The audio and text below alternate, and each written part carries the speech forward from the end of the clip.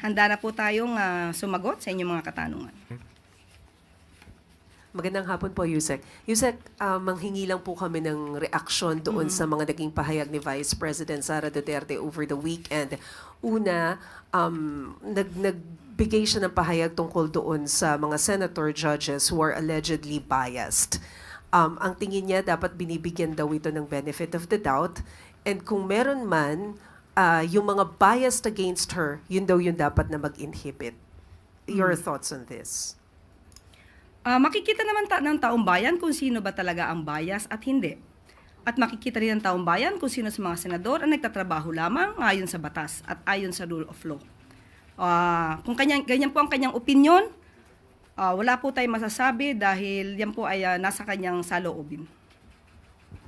Pero with all these issues, Yusek, about being biased, yung mga senator judges, you think na pipreserve pa rin ba yung integridad, especially nung impeachment process? Mahirap magbigay ng konklusyon. Muli, nasa senador na po yan, na siyang umaakto bilang judges sa impeachment court at hayaan na lang po natin ang kanilang pagkilos, pag-evaluate ng pangyayari sa kanila mismo impeachment court at tao naman po makakakita kung sila po ay nagtatrabaho na maayos. Panghuli na lamang po, the Vice President has reiterated her initial statement na meron po kayong koneksyon ni Representative Franz Castro, although you have already cleared that. Once again, pwede po bang paki-explain ulit yon? Because she also reiterated yung garbage in, garbage out na statement niya. Yun na nga po, nakakalungkot dahil mismo ang Vice President, ang Vice Presidente, ay nagiging paulit-ulit na source ng fake news. Anli. Alam na natin, katulad na sinabi ni Ms. Maricel, maliwanag na po ang ating sinabi patungkol dyan. At kayo po mismo, mga taga-media, ay naintindihan na po ito. So nakakalungkot na ang Vice Presidente ay hindi po naiintindihan ang ating sinasabi. So nagiging source of fake news na po or disinformation ang ating Vice Presidente at hindi ito maganda para sa kanya bilang pangalawang nakakataas na leader ng bansa. Marami na rin po siya nabanggit patungkol sa fake news, patungkol sa Pangulo, patungkol sa First Lady, patungkol na rin sa bigas na sinabi niyang maaaring pagkain lang sa baboy. So, sana wag manatili ang pagiging source niya ng fake news bilang Vice Presidente. Salamat po. Thank you, Mase. Next question, Tina Maralit ng Manila Times. Magandang umaga po, Yusek. Dito po. Ayun.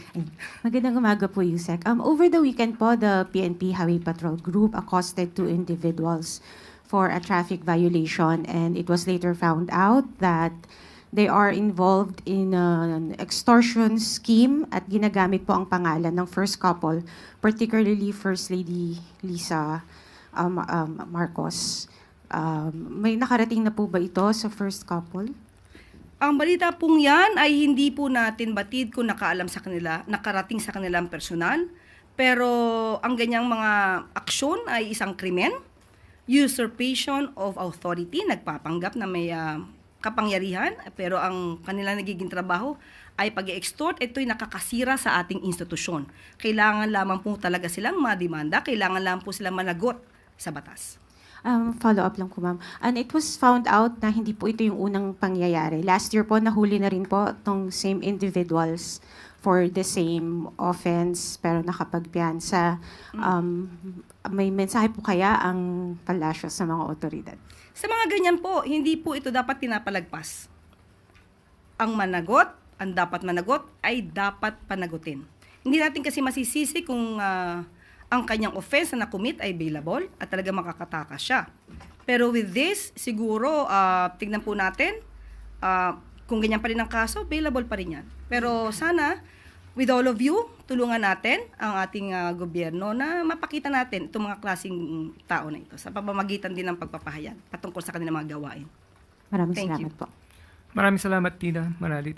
Next question, Rich Bon Quevedo, Daily Tribune. Good afternoon po, Yusek. AI-generated videos are circulating online, tackling on big issues such as the impeachment case of Vice President Sara Duterte. And this particular video po was shared by Senator Bato de la Rosa and reportedly by Davao City Mayor Baste Duterte. What is Malacanang's reaction to this po, considering that this technology can border on deepfake videos which can mimic even President Marcos, and what are the steps po na that the PCO will take regarding this issue po? Ang pag-share ng mga katulad na ganyan, muli, disinformation, fake news, hindi po sana nanggagaling sa mga opisyal ng pamahalaan.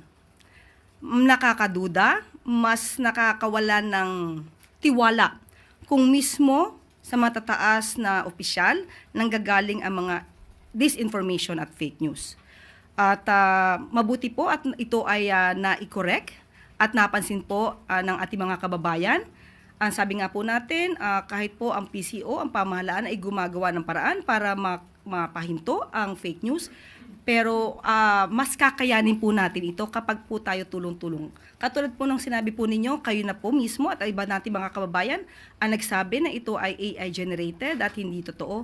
So maraming salamat sa inyong pagtulong sa pamahalaan para ma-detect natin ang mga fake news na minsan ay mga taga-gobyerno pa ang gumagawa. Thank you po, Yusek. Follow-up question, Eden Santos, Net 25. Yusek, good morning po. Regarding po dun sa follow-up yung binanggit niya na AI generated, ano po. Pero kung titingnan mo yung sinasabi ng mga estudyante, legit naman po yung issue. Ano pong masasabi niyo dito?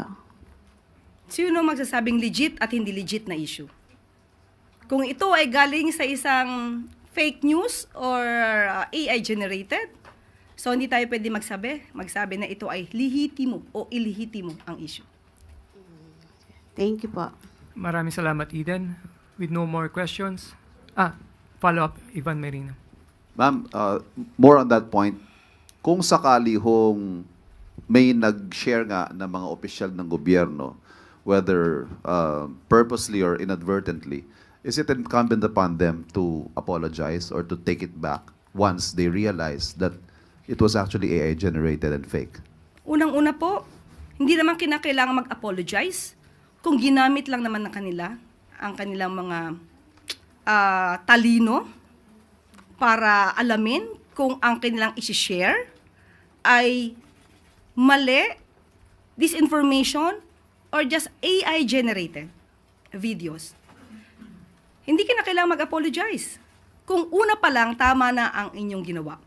But ngayon, na naipakalat na, paano na po yung ibang naniwala sa kanila? Considering na binoto sila ng taong bayan. So ngayon, na ginawa po nila, at wala tayong magagawa doon, dapat lamang po nilang i-acknowledge na ang ipinasa nila na video ay hindi totoo at hindi tunay. Thank you. Follow-up question, Alvin Baltasar.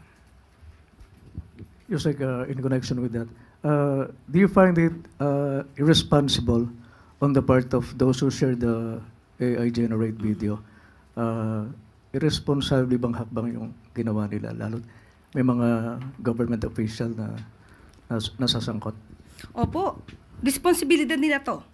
Dahil ang bawat salita na binibitawan nila sa taong bayan, leader sila, yaan ay totoo sa pandinig at pananaw ng bawat isa.